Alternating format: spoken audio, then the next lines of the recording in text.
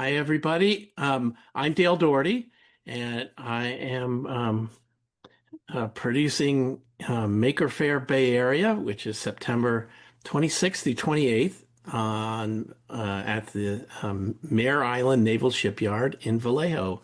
And I just want to welcome, first of all, my guests who are makers that will be sharing their projects at Maker Faire.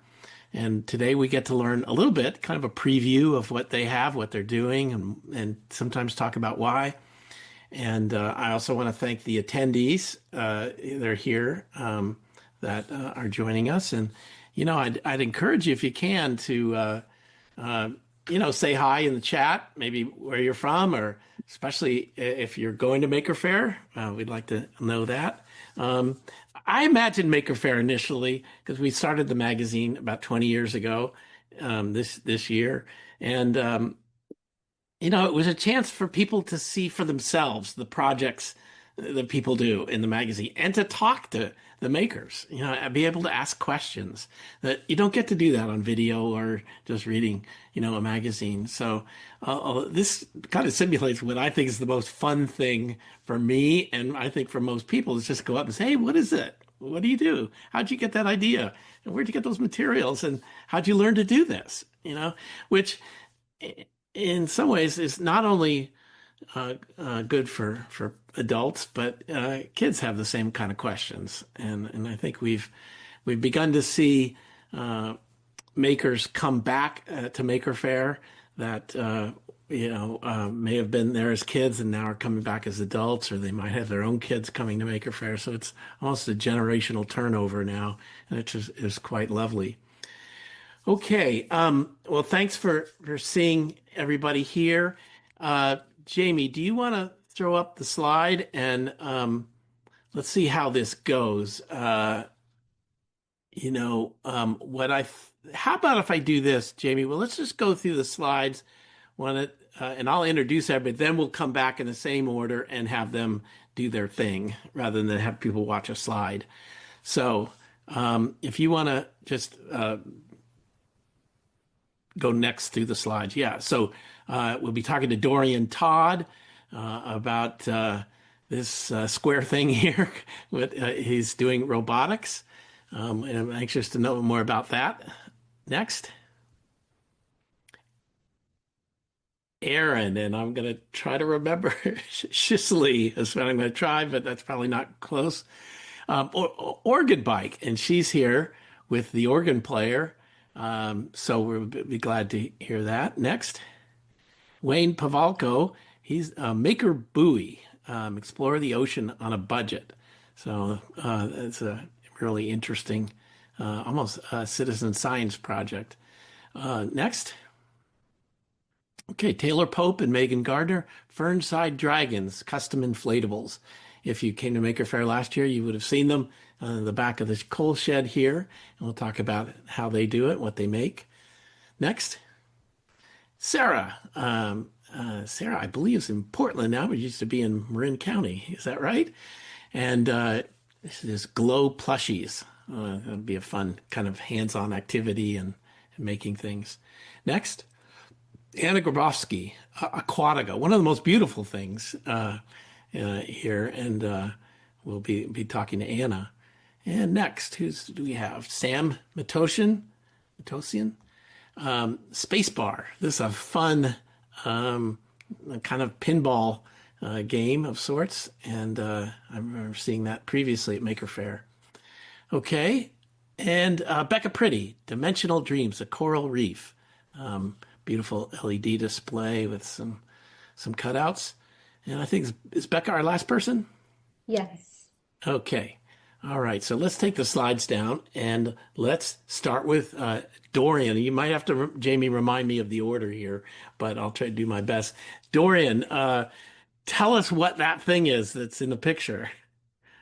Well, hello, everyone. My name is Dorian. I host the Full Contact Engineering booth. And it's a little bit of a unique booth because it isn't always one project. It's usually multiple different projects, and sometimes they have nothing to do with each other.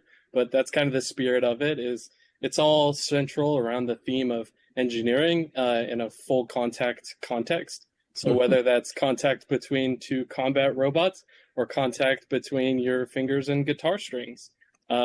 It's a little general, but I love to exhibit, so that's where that comes from. So the box you saw in that photo, it's actually a tic-tac-toe board.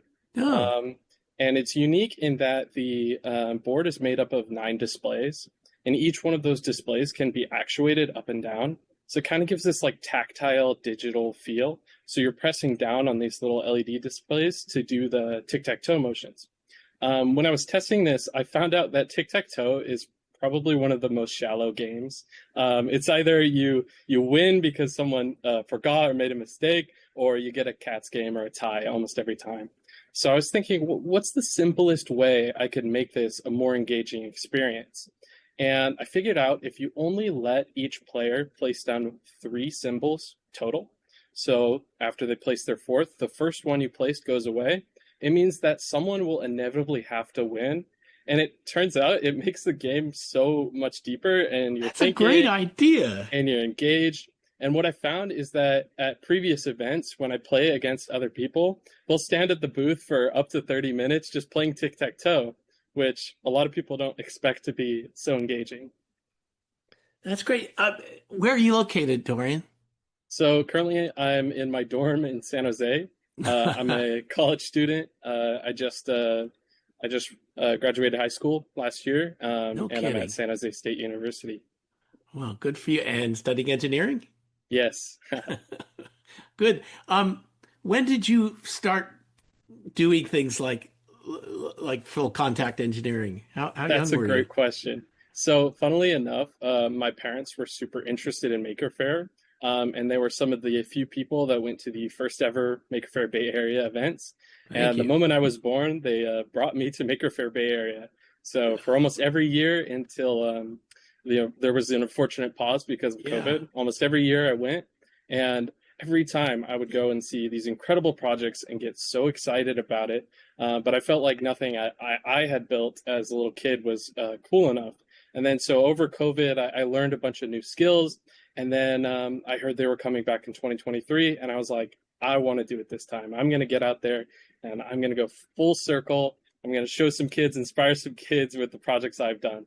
And that's so that's great. kind of where that stems. Yeah, that's perfect. I get that is what we all hope for, and I'm just excited to hear your story. That's just wonderful. Yeah. Okay, So the tic-tac-toe board is only one part of the exhibit. okay. Um, What else you got? Yeah, so one of the other big projects I'll be bringing, it's called PenBot. It's kind of a silly name, but it's this over-engineered drawing robot. And so I've written an algorithm that takes a picture of your face and then sort of jankily draws it onto a postcard so that you can have a unique souvenir when you visit the booth. That's great. That's great. Yeah. Well, I definitely want to play tic-tac-toe, and I've got more than one grandkid, and that's the kind of game you play at a restaurant, when you're sitting there waiting Yeah. for the food to come. And you're right, it's just like, there's so many things, but that is a clever idea of erasing the first move and subsequent moves. All right, well, Thank let's you. go to Aaron and welcome Aaron and your son's name, I'm Peter. Peter. Sorry, Peter. Yeah. Welcome both of you. Hello. It's awesome to be here. We are Oracle Kids USA, and we're bringing the organ bike. So, this is a kit that allows a classroom of students to learn about the pipe organ by building one out of these wooden pieces we have. And it's constructed using pre-industrial revolution techniques, because the organ is, previous to the Industrial Revolution, the most complex machine on Earth. Hmm. So the kids get to learn about how it works, put together with tusked tenon joints, which no screws, no glue. It's ridiculously strong. A lot of makers will have heard of these. They're perfect for work benches. Hmm. And the kids learn, they get to play it, it's fully functioning. And then we've brought the organ bike, which we mount the organ onto. You pump the wind into the organ by turning the pedals, and then you can make music while someone pulls you around a town. So, yeah, that's the project we're bringing. It's a lot of fun. Where did this idea come from? So, When I was very young, the organ being such a mechanical instrument, and I just wanted to look inside, see how the thing works, which I've heard a lot of makers really do like to figure out how things work and adapt that. Well, I wanted to build pipe organs, but apparently that's pretty difficult for a 6-year-old. So my mom found Orgel Kids in the Netherlands. There's two kits in existence, run in the Netherlands, This was and in 2016. 2016. And I think this came from being a family that would go to Maker Fairs. Like Dorian's family would take Yeah, them to Maker Fairs. We took you to the Maker Faire in Portland, Oregon. They had a Great. giant trebuchet. yeah. Yeah. And you would see people making stuff. So like, why can't he make a pipe organ yet, Mom? And I felt like I was failing you. So anyway, Google led us to Orgel Kids in the Netherlands in 2016. And I wrote them a letter and asked if we could have the plans, the hand-drawn plans for the kits, and they said yes. So we found some retired organ builders, expert woodworkers, and we raised money and had them build a kit so that we could start teaching about the organ in the Corvallis area. Well, and we're Orgel Kids USA because we were just the project to help bring that program from the Netherlands to the States. So our Yeah. retired organ builders in Eugene, Oregon, have now built over 50 of these kits, and they're scattered Wow. across the states. And I'll just pick this up so you can see kind of what the kit looks like. It's 133 pieces of beautiful handcrafted wood, and that aspect was a little bit beyond our capabilities. But then At the time. at the time, well, still, organs are complex. But as you know, as makers, if you want to teach someone about something, let them build it, and then Yeah. Yeah. they'll have an intrinsic knowledge of how that complex machine works. I'm also impressed. What we think of the Maker Move is a lot of it's based on sharing. You reach out to the people in the Netherlands, they share their plans. You find someone else who's willing to share some of their work, right? And you while we call it do it yourself, it really is a product of putting all those resources and people together and having a goal and sticking it, right? It's been wonderfully collaborative. One customer in DC came up with a 3D printed music stand that hangs on the wood frame because we didn't have a music stand yet. And they shared that file. And now, Houston, Texas, they put two side by side so they can have lots of music. And Yeah. and we've been to Taiwan, helping them with their program. So it's a global effort. Talk about playing it. Did you know how to play the organ before you built one, or did you have to learn after you built the organ? So I'd been learning for a couple of years at that time, and like basic stuff. I couldn't reach the pedals. And if you know, that's part of playing the organ. You have a keyboard you play with your feet, which is pretty crazy, but I was too short back then.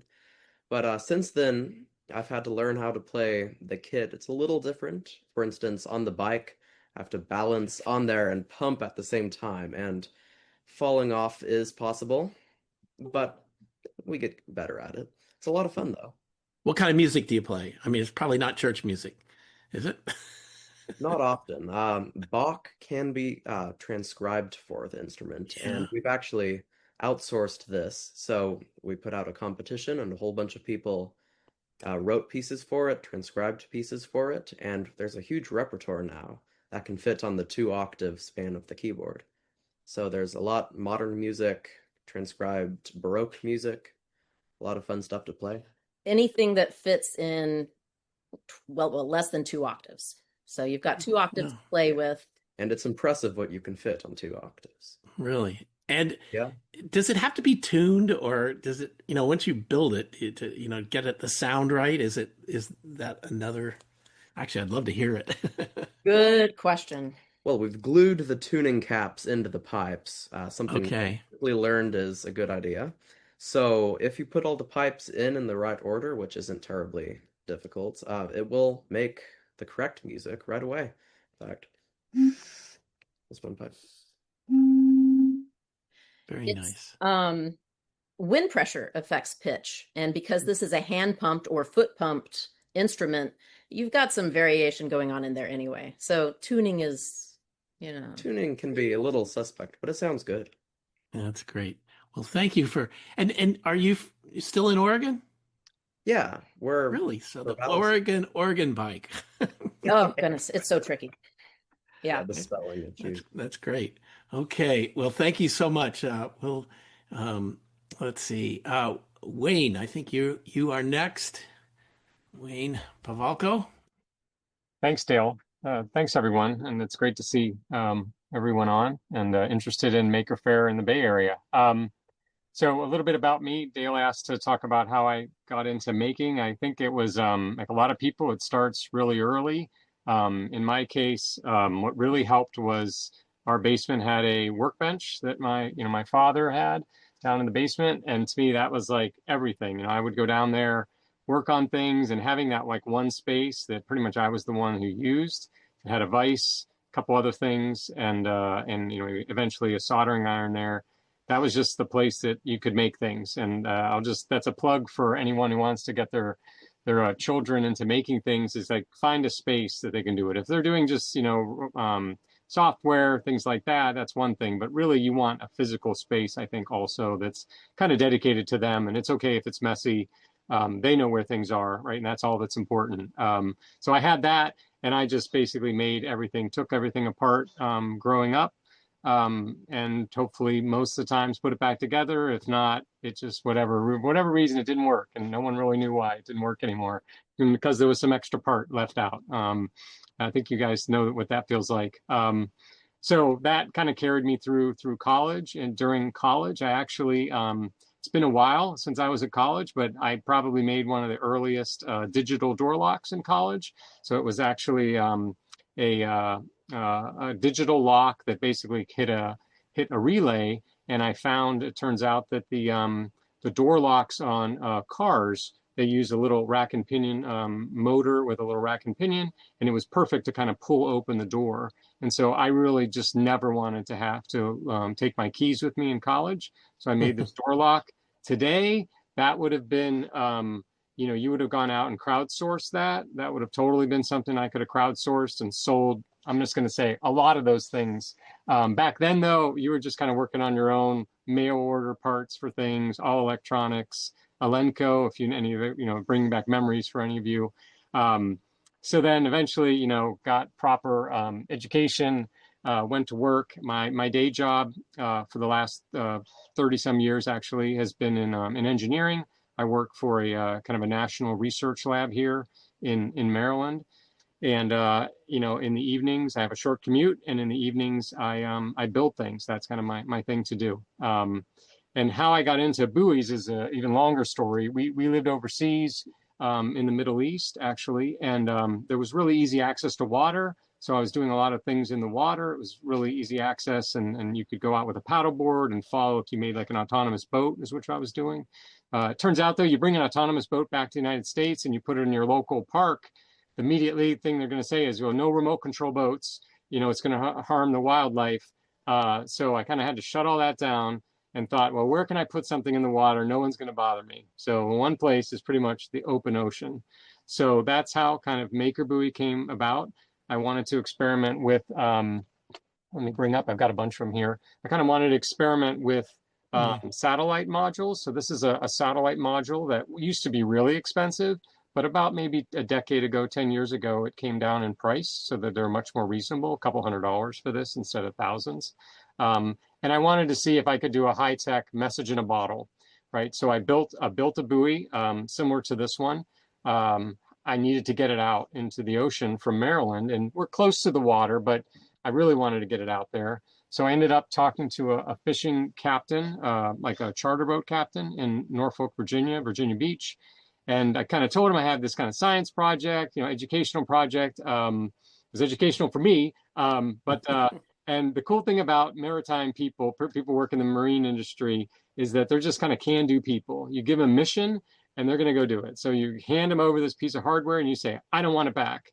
And they did such a good job. They actually filmed the whole thing being deployed in the ocean, 50 miles off of Virginia Beach. That's pretty much in the Gulf Stream. And that buoy went, we thought it would be a couple months maybe in the ocean, maybe the last couple weeks. And the way it works, just to give you an idea, right? This satellite module sends sends messages up to the satellites. It comes back down. You can get it on your website, on your email. And basically we had position, water temperature, pitch of the buoy. So we put an accelerometer in there so we could tell how rough it was in the water. So all that kind of stuff comes to you, via an email or eventually to a website. But I thought maybe a couple of weeks that would be fun to see it, and it ended up lasting 2.5 years in the Wow. ocean. It ended up going all the way to Portugal, coming back down what's called the Canary Current, coming back all the way towards the Caribbean. And then it eventually died. But that was 2.5 years into it. Prior to that, and this is where it gets interesting for Dale, of course, prior to that, around 2000, that was 2016. But in the middle of that, in 2017, I took my family up and applied to go to give a talk at the New York City Maker Faire in Queens.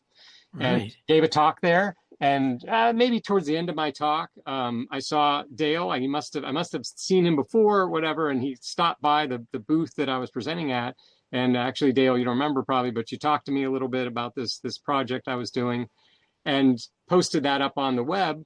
And eventually, about a year later, I got contacted to say, "Hey, we see you building these buoys. We're doing a project to clean up plastic in the ocean. Would you be willing to make buoys for us? Because we need some custom buoys made for us." And at the time I had made 4 buoys, and they had been all kind of different parts of the world. Some had gone on the West Coast, some had gone on the East Coast. But it hadn't lasted that long yet, right? This is the middle of that 2.5 year voyage. But they trusted me. And that kind of started Maker Buoy, right? I had to tell my employer that I was doing this. They were a little, why are you doing that, Wayne? And they actually build buoys there too, so we had to work out something. But we agreed to open source it. They own kind of the copyright on it, on the original design, but it's open source, and anybody could make it. And they agreed that I could have a small little side hustle to make them for people who didn't want to do it themselves. And that's continued to this day. I've built about 460 different units since amazing. then. And a lot of them now I'm working. The most recent ones I've been selling have been kits, so educational kits. So that's a big area now. Just sold this spring a number of them to Scripps Institute of Oceanography. That's part of UC San Diego, and they built them as part of a spring class in ocean technology. And then I have pictures of them deploying them, out off the coast of Do San Diego. agencies or governments kind of do this themselves? Or, I mean, it seems like a really great way to collect data on climate and oceans. Yes, there are definitely commercial versions of these. Okay. It typically costs about minimum 50% and maximum like 10 times as much, right? Yeah, depending on what they do, right? So definitely they build them for government purposes. NOAA is the most famous one. They have a number of these buoys all over the world. They're kind of a round. They don't have a solar panel, most of them. They have a round primary. There's a primary battery in there and like a ball. So Far Ocean is another company that does this professionally. They make buoys. They're about like 5 times that something like this would cost, 6 times. But the real thing is, and I guess the lesson is, if you're building stuff, just don't undersell yourself, right? If you're doing something and you're doing it a little bit cheaper, or you're just doing something a little bit differently that's a little more flexible, there can be a market for it, and you just never know if anybody's doing it. And one of the things I'll talk about at the Maker Faire is that we've had a number of these go across the ocean. So this particular one, I'll bring this with me. This one actually went across the ocean to the Shetland Islands. So it went all the way from Maine all the way to the Shetland Islands. I don't have this digitally right now, but I'll bring up this picture. That's a young boy or maybe a teenager who we actually got in touch with on Facebook to go recover this buoy. I wondered if you were able to retrieve them after their you'd be surprised. If you give someone, people do scavenger hunts, right? That's a thing, right? So you've just given them a scavenger hunt from something from the United States, right? It's not something someone put there in a letterbox, right? It actually came from thousands of miles away. You can easily get people to recover your hardware anywhere in the world. It's amazing. Great. I don't know. I never didn't think of this ahead of time. I also work with a woman who has a project to do small boats. So she does small boat kits, about like 4 foot long boats. called Educational Passages is her project, and I work with her, and that proves that too. Every time one of those goes ashore, one went ashore in literally in Palau, okay, in the South Pacific, no problem getting someone to go find it there through Facebook. Went to a school, had pictures of the school students. So it's really amazing. The whole maritime and going across the ocean, it's its own special thing, and it's really, I've met so many people these I past bet. eight I bet. years. It's been Well, incredible. that's a Um, good story. I'm glad to hear the New York Maker Faire connection because I do remember your talk, and I was, it's one of the joys of Maker Faire. You walk around, you hear someone talking about a project like this, and dropping it off a ship, and because you couldn't figure out how to get it offshore and get someone to put it in the Gulf Stream for you and then follow it. You had one question, which I think is pretty easy to answer. Kanita asked, "How much plastic can they pick up?" Um, Oh, so the project, the original customer, and still partly a customer now, is a company called the Ocean Cleanup. It's a nonprofit out of the Netherlands, and they're building this kind of open ocean plastic collection system. But also, if you live in LA, they're also doing river plastic cleanup too. And I think the river cleanup is probably more tractable, and I think people are more supportive of that. The open ocean, that's kind of how they got their start. And actually, the system went out of San Francisco originally. So I took a trip in 2018 for the ocean cleanup to take their system. It's like a large boom. Look at a large boom in the water that gets dragged by ships, and it collects this plastic, surface plastic. But my buoys were basically meant to simulate plastic. They're put there temporarily to simulate plastic and then get collected. And so it basically it's kind of to see where the ocean currents are and things like that. Exactly. It tells you where the kind of collection points are, because there really are collection points. Although I showed you the one that went from Maine to the Shetland Islands, everything that goes into the Gulf of Maine goes pretty much straight north to Norway, UK, all that area. But if you put something in the middle of the Pacific between San Francisco and Hawaii, it basically stays there. Very few of it flushes out. And we know this because we've had buoys there now for the past like 6 years. It just kind of stays in that area. So there's just different parts of the world have different effects. And that's why that plastic stays there. So anyway, it's an interesting thing. You can read about Boyan Slat. He's the founder of the Ocean Cleanup. I've met him and just visited their headquarters in Rotterdam recently. But they were my original customer, but not now. It's educational organizations and research. Wayne, we have to get this in the magazine as a story. I'd love to work with you on that. That's Sure. just That'd be great, fabulous. Dale. And Okay, I want to make a plug. I am bringing. You'll see my printer whirring in the background there because I am making. I'm making swag for the swag for the Maker Faire. So. Great. Just happened to be, I don't know, this color is just it was the only filament I had. I thought it was a nice coincidence there. Yeah, so, anyway. that's great. That's all right. Great. Okay, let's, thank you, Wayne. Terrific. Anna, can we go to you? Are you there? Hi, Dale. Yeah. Hi, Anna. Hi. How are you? Good. Thank you for having us at Maker Faire this next weekend and here for this chat. Yeah. So tell us about your project. Sure. So Aquatica is a large-scale interactive installation that my crew and I made for Burning Man this year. Burning Man just took place. Jamie, if I may, I'd like to share my screen so I can show a short clip of the installation at Burning Man. Okay. So people can have an idea of, let's see. Okay. See if this is, okay. Are we? Okay. No. See, can you guys see this screen?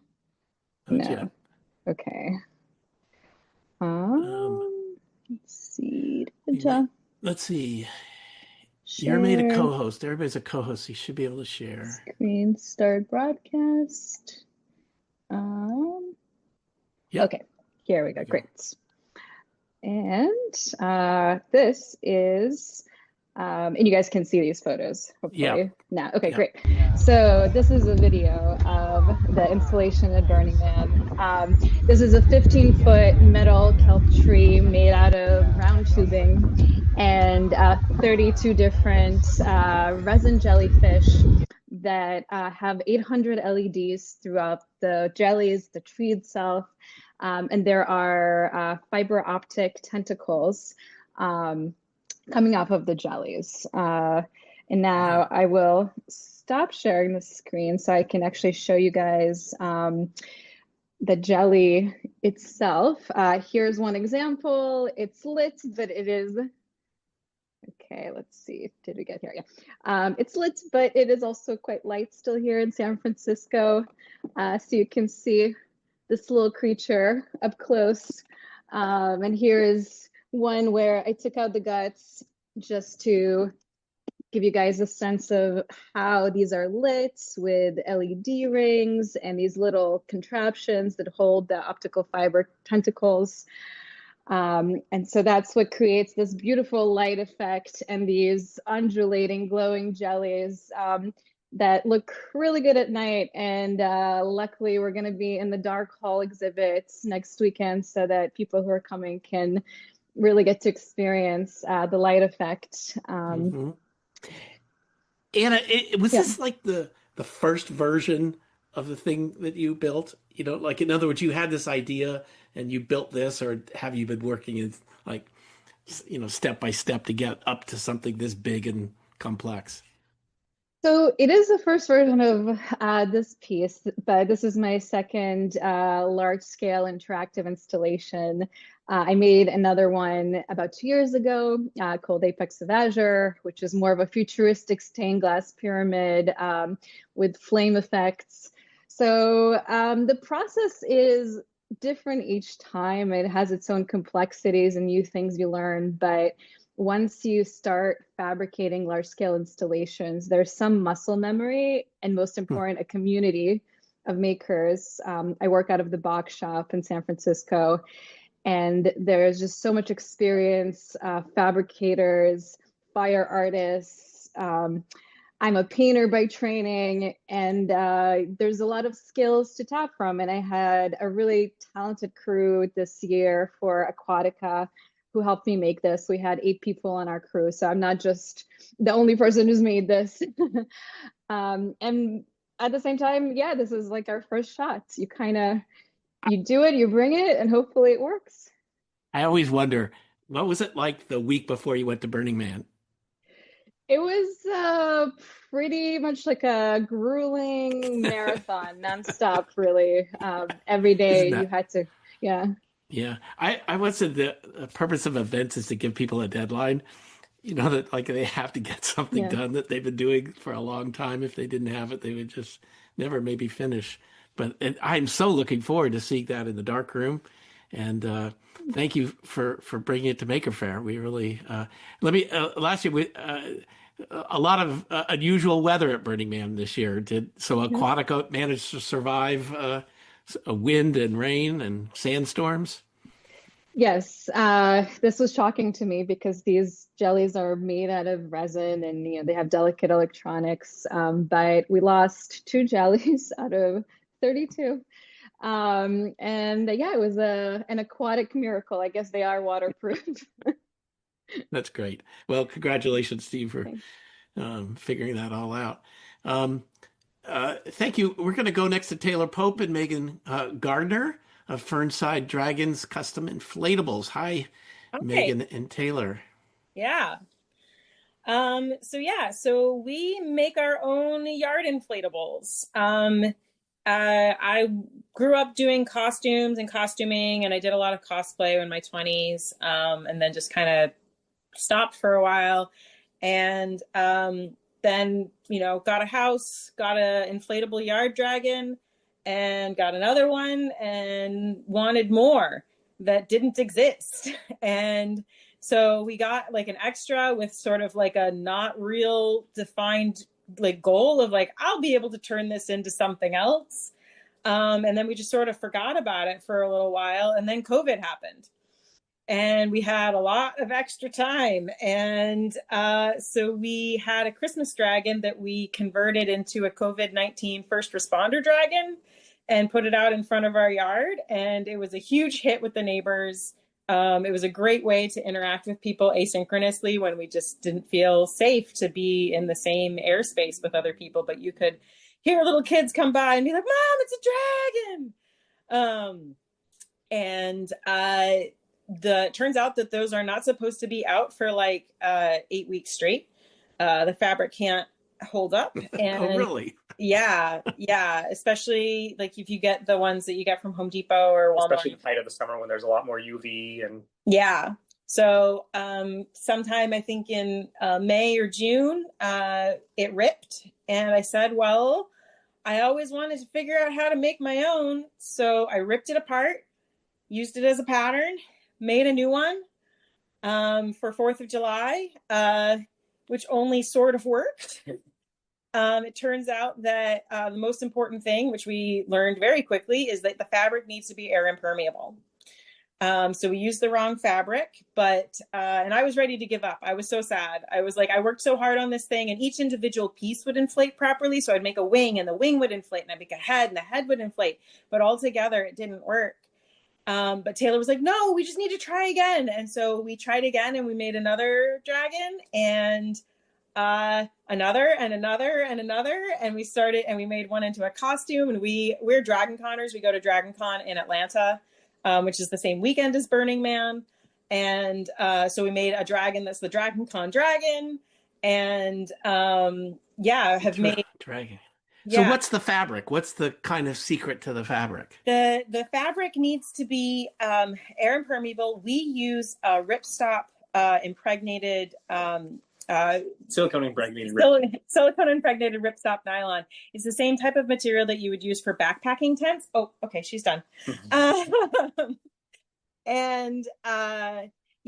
it's really light. Yeah, very lightweight, very slippery fabric.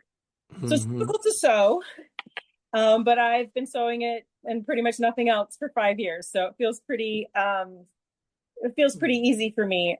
Taylor's going to inflate a small one that we have here. We also, when we have costumes, we actually make little bags. It's not cute anymore. We should have shown it off. We should have shown it before we pulled it out. But this is a little baby dragon. So we have very cute. This little baby head bag that we put it in. So most of our costumes will go into bags that is what they are. So we have like an 18-foot inflatable Nyan Cat, and it packs down into a very small bag that's like this big. So yeah, I kind of like you're making your own characters. They're not like Disney characters or branded things. You know, they're just kind of dragons. Well, we have dragons. Many of our costumes are like IPs. Because we are also cosplayers, and so we do things that are like from Zelda or from other video games and other things. But we also do have the dragons. There we go. So cute. That's great. That's wonderful. Well, you can take up the whole frame. So Megan, are you in the Bay Area? Yes, we are. So we're on the peninsula. Okay, great. Well, we're so glad to have you coming to Maker Faire, and I'd love to see you there again and see more of your dragons and other creatures. And we love to explain to we like a lot of people don't realize that we make them. They think that we buy them, and a lot of people think that like they're like, oh well, let me buy this from you, and I'm like, these take so long. But we have started a Discord to try to help people make their own. We've helped a handful of people make their own as well, which has been great to start it to try to build a community to help people make things. There is a question from Liz. Where do you buy the silicone impregnated ripstop nylon fabric? So we generally get it from DIY outdoor gear places. So there's a few different websites online. The two we use most often are Ripstop by the Roll and Dutch Wear Gear. But basically anywhere that's selling a silicone or polyurethane coated lightweight fabrics will work. Yeah, it just needs to be air impermeable. Okay, great. Can I ask, what do you do for a living? What's your day job? We're both software engineers, but neither one of Great. us can do the other's job. That's perfect answer. Okay, thank you. Hey Megan, can I just ask? Because I'm trying to Yeah, figure this out. It can't be fully impregnable, right? Because the air, are they filled up and kept, or do your they're seams not. So they're leak not out? they are not static inflatables. They are active inflatables. So you have to have a fan. The blower, huh? So you have a fan, Air blow inflatables. which it's the same fan. Most of the time, we just use the same fan that you would see on like a T-Rex costume, and then a battery pack, which they usually last about for 4 hours. But I understand your question about air pressure. The air escapes through the seams. So all you need to do is have it replace faster than it would escape, and then it will stay inflated. But you also do want it to have those seams. I do have one costume that's very small. It's basically like a phone. And I can actually feel the air pressure differential in my ears when I wear that costume. It's not my favorite costume to wear because of that. But yeah, that is something that like. So, are you saying there's inflatable costumes that you wear? Like, Yes. Yeah. like over your head, or We just barely made one that was a head only costume, but most of them are full body costumes that you get inside. wow. Yeah. So we as I said, we have an 18-foot inflatable Nyan Cat. For that, I am in the body of the Nyan Cat, and Taylor carries the tail because otherwise it's too long. What the Dragon Con Dragon is an inflatable that I wear. We've done a Korok from Zelda. We just finished a Coochie Kopi from Bob's Burgers. Probably the one that I'm the most proud of is Prince from the Katamari games. All right, great. Thank you so much. Let's go to Sarah. Sarah Bolduc. Hi, Sarah. How are you? It's good to see you. Hi, thanks. It's been lovely hearing everyone else. I can't wait to see you all at Maker Faire. Thanks for having me on. I'm bringing glow plushies. It's a project. Here's one. They'll find the lights up. Yeah. This year they're sewable. In the past, they've been hot glued. They're just felt fabric with laser cut designs, mouth or eyes and mustache. Some different shapes for them. I'm a maker educator by, that's what I've been doing since I graduated college. Kind of stumbled upon Maker Faire. I think the first fair I went to was back in 2010, and I realized I found my people. I was working with kids then, and in an Intel Computer Clubhouse and doing technology and art, and then finding the maker world was like, oh, this fits right in. Like, let's start incorporating this. And so fast forward to a few years, I moved around a bit, and we opened a maker space in Marin County called the Marin Maker Space, and I was working with kids there, and we took kids to Maker Faire exhibiting as young makers from 2011 through 2014, and then back in 2018 and 2019. I think those are the last 2 years that we exhibited with kids. And so the Glow Plushies was one of the projects I kind of came up with for my students in the makerspace. I had a girls program called Lunatech. It's an after-school program to get girls into technology specifically and keep them engaged. And all the girls at the time really loved to do like drawing projects. And so one of the kids drew this creature, and I laser cut it. And then that formed, well, what can we do with it? So we made it a plushie. And then I was like, well, that's cool. And we learned how to sew. And so then like hot gluing the pieces. And I was like, what else can we do with it? Well, we can add an LED, and learned about circuits and just making a simple switch.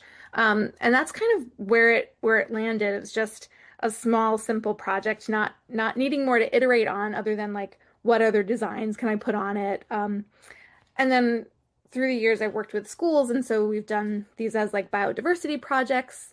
What kind of creatures, what do they need in their habitats? Maybe they have big eyes. Maybe you cut the ears off because they don't need to hear. So, like doing different shapes around this as that. But the what I'm bringing to Maker Faire is this glow plushie as a kit. And so I'm really excited to be making them again with kids and then selling them later. How long does it take to make one? Well, it's sewing this year, so it'll be Hmm. a little bit longer. Do you have sewing Um, machines or for that? no, we're doing hand sewing. Hand sewing? Okay. Yeah, but you don't. I have one where I was testing out the blanket stitch, but a simple running stitch will work. And it won't take, could take 5 minutes to sew Yeah. around, and then stuffing and everything. What's the technical definition of a plushie? That's a good question. I don't know. Probably not meant to be answered. It's a mystery, or Um, as yeah, a comedian says, nobody knows. Um, well, thank you, Sarah, and so yeah. good to see you coming down from Portland now, and we'll see you in a week. Sam, can we go to you next? Sure thing. Hey, can you hear me okay? Yeah. Great. Um, yeah, so my project is called Spacebar and the Giant Arcade Machine Experience.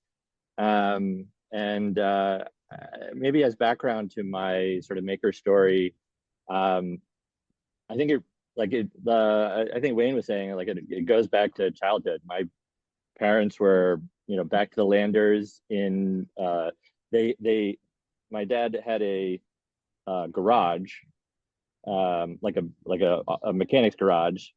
Uh, Sold the garage, bought a yellow school bus in like the 70s, drove around the country and landed in the backwoods of Maine, and parked the bus, built a house, and did all sorts. Like he was, mechanic. My mom made some of our clothes. They had a very nice garden.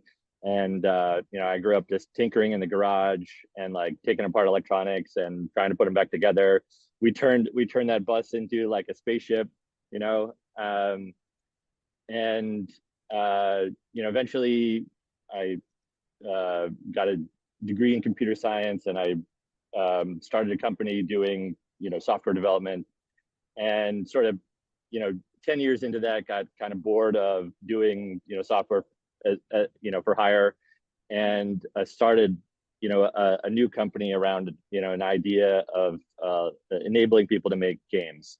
So it's sort of kind of Roblox inspired or Minecraft inspired. And around the same time, I started like a hacker maker club in the original Portland, Maine. And that attracted like a whole bunch of sort of like-minded weirdos who were into Arduino and robotics and AI and all, playing around with all that stuff and just seeing what we could come up with. And virtual reality came into the mix around that time. And so I spent a while trying a bunch of different things with that crew of people who I met just collaboratively in that like hacker maker environment. Mm-hmm. And around, I don't know, 8 years ago, I moved out to the Bay Area. So that's where I am now. I'm here on the Meta campus, one hacker way, for the reveal of whatever new like smart glasses they've come up with today. But my project that brought me to Maker Faire is this thing called Spacebar, and the idea was basically like a virtual barcade. So it's a multiplayer, multi-game social hangout space. And the gimmick was that you could go inside of the game machines in the bar, sort of Tron style, right? And so like you would get teleported inside of, the Pac-Man machine, or and you'd see the player giant on the outside, and you'd be inside the machine running around. That was like the vision. And I was at SIGGRAPH in LA, and I was telling my buddy Vlad, who's also a maker guy, about this idea, and he's like, if you ever exhibit this thing, you should make a giant arcade machine that people can go inside of, and that'll like bring this whole idea to life, to the real world. I was like, that's a really cool idea, like kind of crazy, but like it's pretty cool. And so I was talking to a friend about going to the Augmented World Expo, which is a big AR VR conference, to like exhibit the work on the game. And I pitched him this idea. I was like, we'll build a giant arcade machine and the people can go inside of, all right? And he's like, that's a great idea. You should do it. So I So I had, the AI generate an image of this giant arcade machine. And I sent that to him and he was like, yep, awesome, done, you're in, let's do it. So the time that I had like accepted the proposal, like the idea to do this, and it was like 3 months from the event, and I there's like a ton of design work to do, and so after I'd done the design work, and then one of my daughters had a theater show that I had been voluntold to design. There was like a month left to build the thing, and so sort of miraculously through a great community initiative, all my neighbors and friends and my kids and their kids, we built this giant arcade machine. So if I can, I'll show a little video. Let's see. All right, can we see that? Yep, I can. Now the question is, It's so moving. some of this is like what you see on the inside.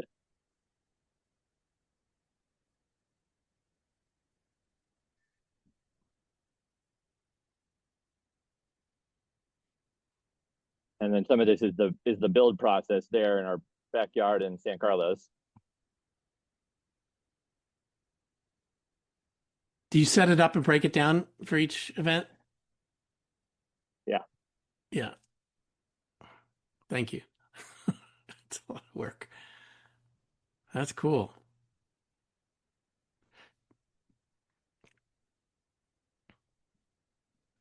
So people are wearing VR headsets and interacting with the game. Right. But there's so the game takes place mostly inside of VR, although you can play from outside of VR using the giant screen. Yeah. And so this was one of the sort of like just moments of like serendipity. So I was like, part way through building this thing, and we were like, well, we've got no way to interact with the giant screen. The controls for it would be like 12 feet high. So, what are you going to do? And I was at a meetup, and this guy walks in with this device that is based on an open source project called the PinSim. It's like the front 7 inches of like a pinball machine, but also it's got some joysticks and some buttons on top. And he had 3D printed the case at his shop. And this was like, this is perfect. This is what I need.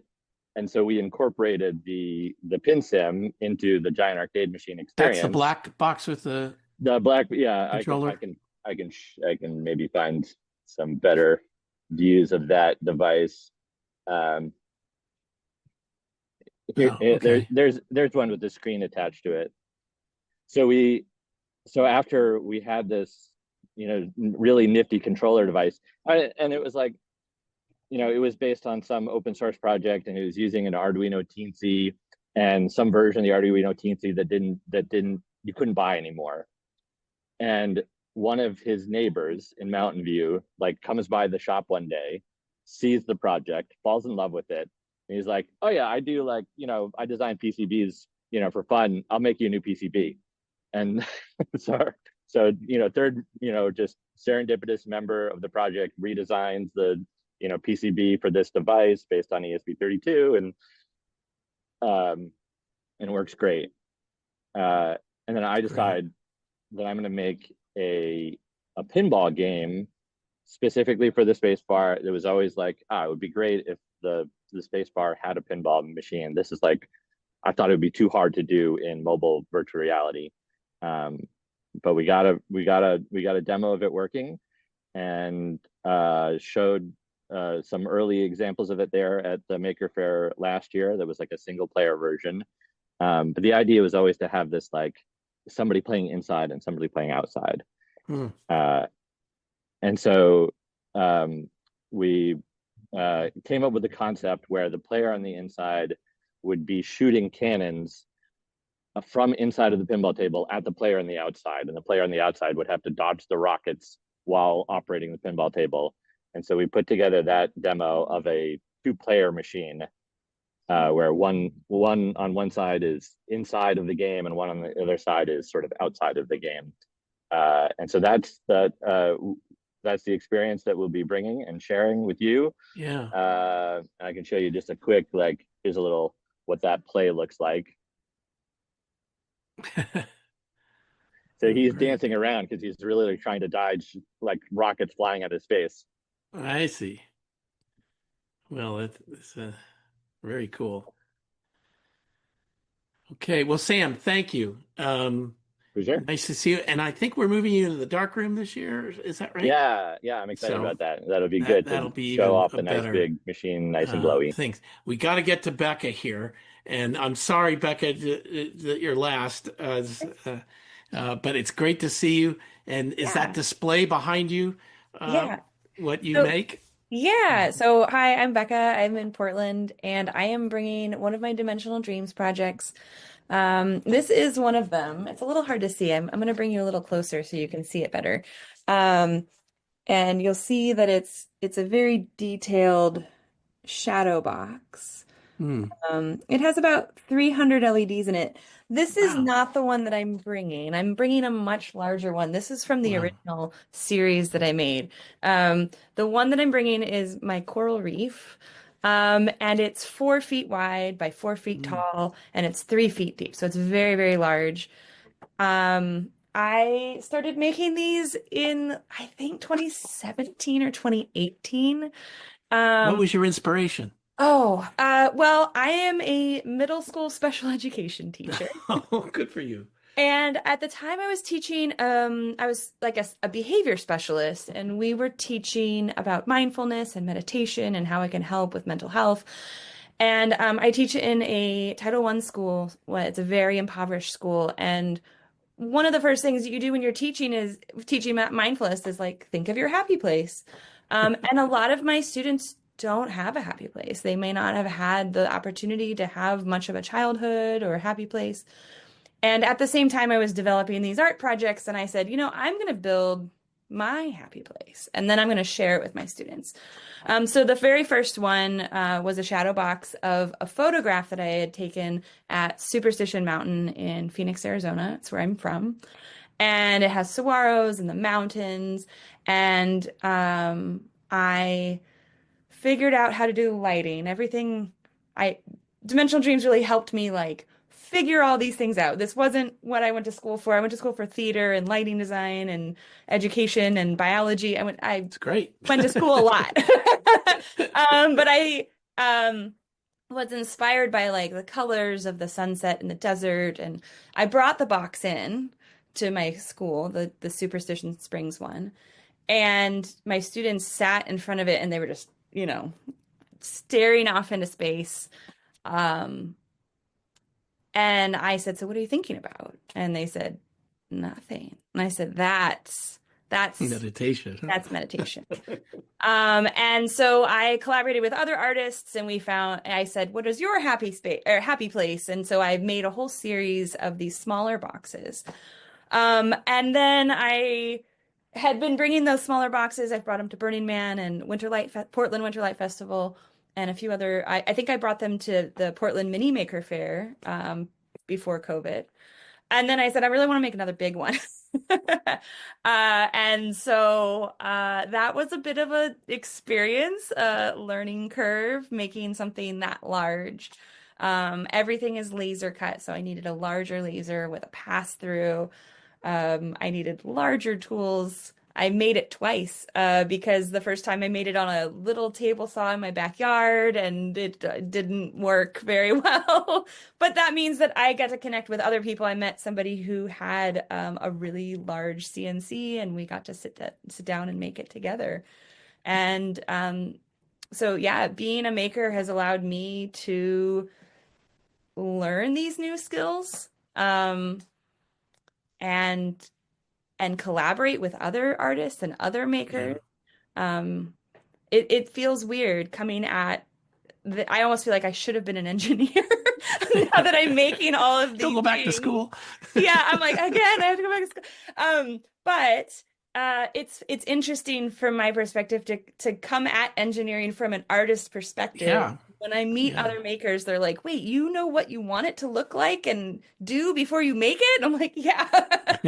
Instead of putting all the pieces I together think and that's then, really an interesting idea there. That I think that, we're kind of trying to be at the intersection of things like art and yes. engineering, design and craft and all that. And, Yeah. and I think sometimes the classic engineers aren't, they don't have that sort of aesthetic of like, It's I want it to look a certain way or things it's like that. So very it's, interesting to be at that yeah, intersection. A lot of yeah, people, when I first started making art in 2015, would say, art and science? I said, well, I mean, look at Leonardo da Vinci. I yeah. mean, we've been doing this for hundreds of years and Well, right. And I think it's fun that it's messy. In a yes. way. Yes. Tell For me, sure. what's the electronics that you use for it? Oh, so these boxes are all running off of a Teensy microcontroller. There's about 300 LEDs inside of it. And then the code is adapted from something I found on Adafruit's website. Um, Strangely enough, I had a dream about it to go to that website and look, and so I did, and it was there. So yeah, it has a Teensy microcontroller. And then Yeah. when I take them to like Burning Man, that has a timer and they run on a little battery.